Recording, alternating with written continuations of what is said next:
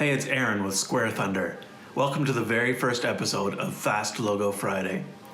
What we're going to do in this series is take a word that's randomly selected and use that to create a logo. It's important to realize that this is not a branding exercise. We don't have a real client that we're working with.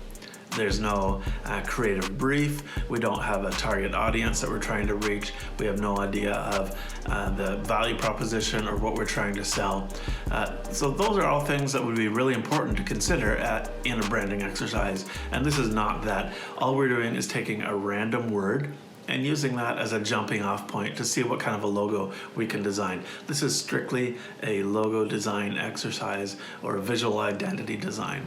So let's dive into Illustrator. We'll see what we can create and see what we come up with at the end of the process. We'll go really quickly. I'll speed things up along the way so you don't have to see every little click, but we'll throw together a few mock-ups of the finished product at the end and we'll see what we get. I'm excited to see what happens here. This is gonna be a weekly series with Square Thunder. And don't forget, if you like what you see here, hit that like and subscribe button so you can get notifications of what we're doing in the future on this series. This is going to be fun. I'm looking forward to see what we come up with. Let's dive in.